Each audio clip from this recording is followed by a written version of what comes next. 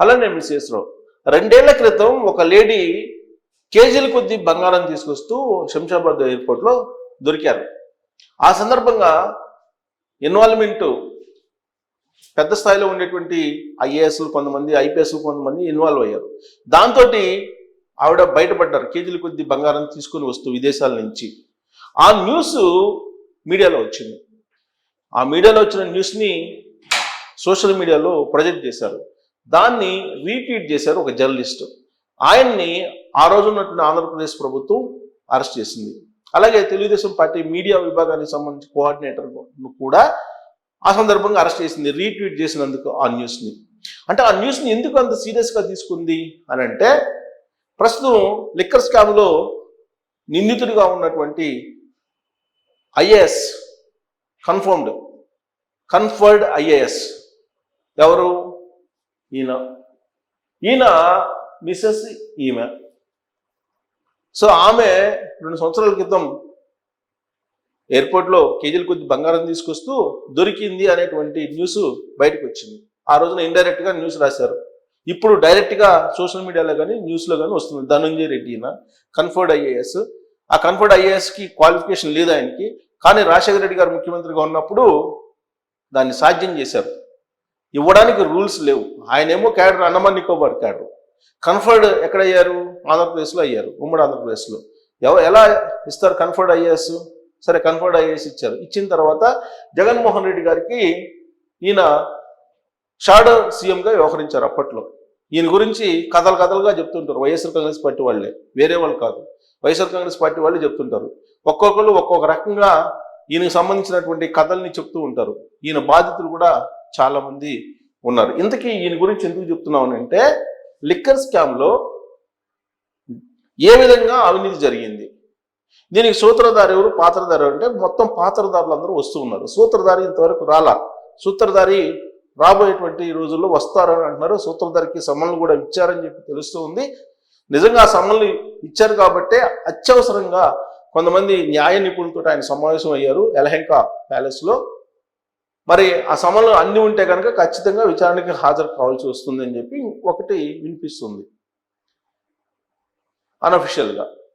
మరి ధనంజయ రెడ్డి జైల్లో ఉన్నారు, అలాగే కృష్ణమోహన్ రెడ్డి జైల్లో ఉన్నారు, గోవిందప్ప జైల్లో ఉన్నారు, కసిరెడ్డి జైల్లో ఉన్నారు, అలాగే సజ్జల శ్రీధర్ రెడ్డి జైల్లో ఉన్నారు. వీళ్ళందరూ బంగారం సంబంధించినటువంటి ట్రాన్సాక్షన్స్, హవాలా బిజినెస్ లిక్కర్ రూపంలో చేశారు, లిక్కర్ స్కామ్ చేసి అని చెప్పి ఇప్పుడు సిట్ పోలీసులు అనుమానిస్తున్నారు.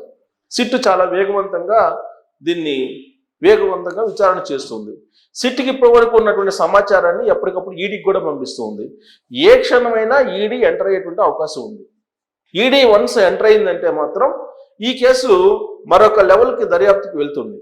సో ఇప్పుడు ఆంధ్రప్రదేశ్ సిట్ పోలీసులు చాలా సీరియస్గా పకడ్బందీగా విచారిస్తున్నారు. కొంతమంది ఇప్పటికే అప్రూవ్గా మారారు అంటున్నారు. ఆ రోజున ఎక్సైజ్ శాఖ సంబంధించినటువంటి బ్రావరేజెస్ కార్పొరేషన్ ఎండీగా ఉన్నటువంటి వాసుదేవ్ రెడ్డి ఇప్పుడు లేరు. వాసుదేవ్ రెడ్డి ఢిల్లీ నుంచి డిప్యుటేషన్ మీద వచ్చారు అప్పట్లో. ఆయన లిక్కర్ స్కామ్కి సంబంధించి పూర్తి సహకారం అందించారు ఎండీగా. ఆయన అప్రూవ్గా మారారని చెప్పి తెలుస్తుంది. అప్రూవ్గా మారి ఆయన పూర్తి సమాచారం లీక్ చేశారు. దాన్ని బేస్ చేసుకొని మొత్తం విచారణ వేగవంతం అవుతుందని అంటున్నారు. అలాగే తాజాగా అరెస్ట్ అయినటువంటి కసిరెడ్డి రాజశేఖర రెడ్డి కూడా పూర్తి స్థాయిలో అప్రూవ్గా మారారని చెప్పి కూడా తెలుస్తుంది. ఆయన కూడా పూర్తి సమాచారం ఇచ్చారు. దానికి కారణం ఏంటంటే వైఎస్ఆర్ కాంగ్రెస్ పార్టీ సంబంధించిన పెద్దలు కావాలని ఇతన్ని ఇరికిచ్చారనే భావంతో ఆయన ఉన్నాడు, అందుకే పూర్తి సమాచారం చెప్పారు అంటున్నారు. కానీ వాళ్ళు ఇచ్చినటువంటి వాంగ్మూలం ఏదైతే ఉందో వాసుదేవ్ రెడ్డి కానీ లేదంటే కసిరెడ్డి రాజశేఖర రెడ్డి కానీ, దాని మేరకు గోవిందప్ప కానీ లేదంటే ధనంజయ రెడ్డి కానీ లేదంటే శ్రీధర్ రెడ్డి కానీ లేదంటే కృష్ణమోహన్ రెడ్డి కానీ చెప్పాలి. కానీ పోలీసులకు సహకరించట్లేదు. ప్రస్తుతం రిమాండ్ ఖైదీలుగా ఉన్నారు వాళ్ళు. పోలీస్ కస్టడీకి అడుగుతూ ఉంది సిట్ వీళ్ళని. పోలీస్ కస్టడీకి తీసుకొని విచారిస్తే కనుక వీళ్ళు నోరు ఇప్పుతారా అని అంటే నోరు ఇప్పే పరిస్థితి ఉండకపోవచ్చు అంటున్నారు. ఎందుకనంటే ఇప్పటికే విచారించిన సందర్భంగా తాను సెక్రటరీని సీఎంఓ ఆఫీసులో అప్పట్లో నాకే సంబంధం లిక్కర్ స్కామ్ తోటి అంటున్నారు. అలాగే గోవిందప్ప నేను ఆడిటర్ని భారతీయ సిమెంట్ నాకే సంబంధం అని చెప్పి ఆయన అంటున్నారు. మరో కృష్ణమోహన్ రెడ్డి నేను ఓఎస్డీని లిక్కర్ స్కామ్తో నాకేం సంబంధం అంటున్నారు.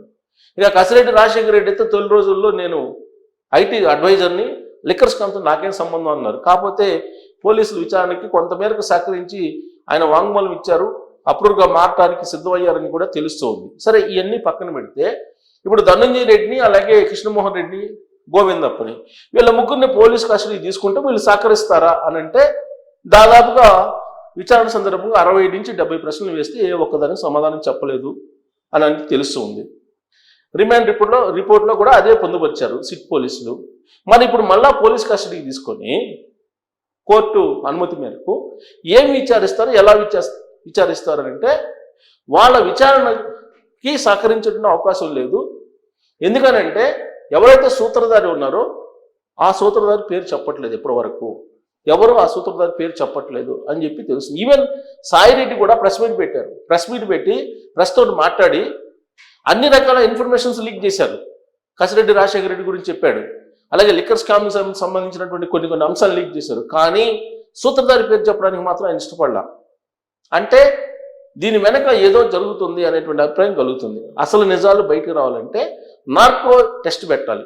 నార్కో అనాలిసిస్ టెస్ట్ పెడితే కనుక అప్పుడు దీనికి సంబంధించి పూర్తి వివరాలు వచ్చే అవకాశం ఉంది.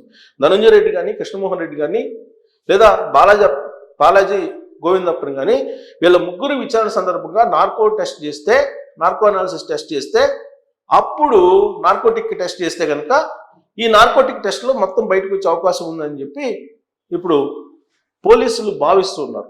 కాకపోతే అది నార్కోటిక్ టెస్ట్ ద్వారా విచారించాలంటే కనుక దానికి చాలా ప్రాసెస్ ఉంది, దానికి కొన్ని మార్గదర్శకాలు ఉన్నాయి.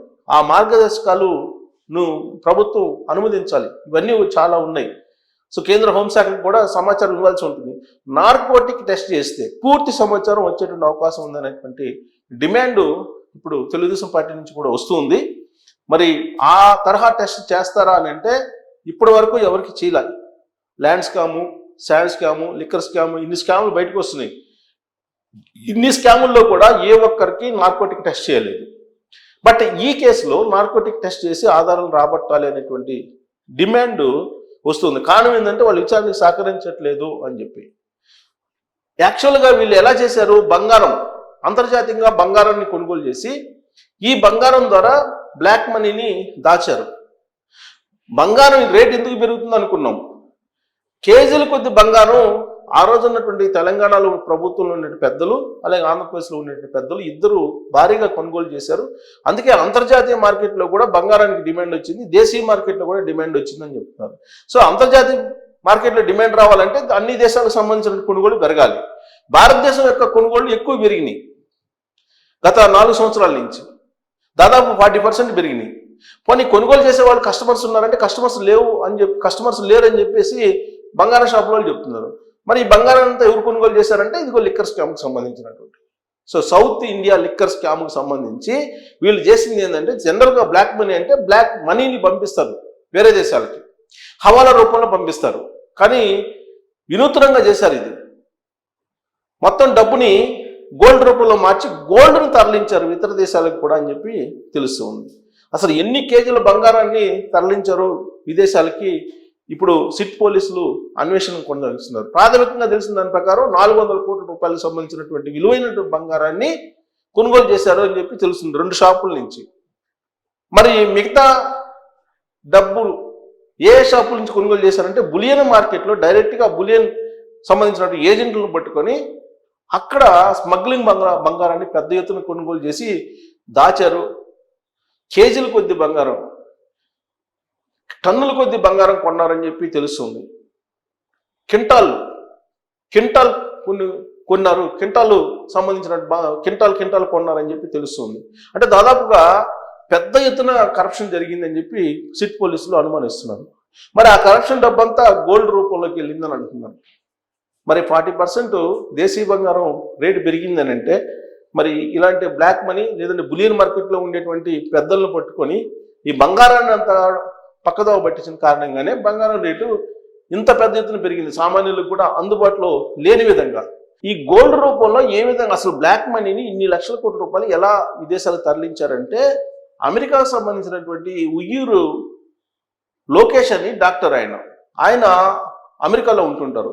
ఆయన నాకు ఇచ్చిన ఇంటర్వ్యూలో ఏం చెప్పారంటే 2 years బ్యాక్ 26 దేశాల్లో వైఎస్ఆర్ కాంగ్రెస్ పార్టీకి సంబంధించినటువంటి పెద్దలకి నెట్వర్క్ ఉంది.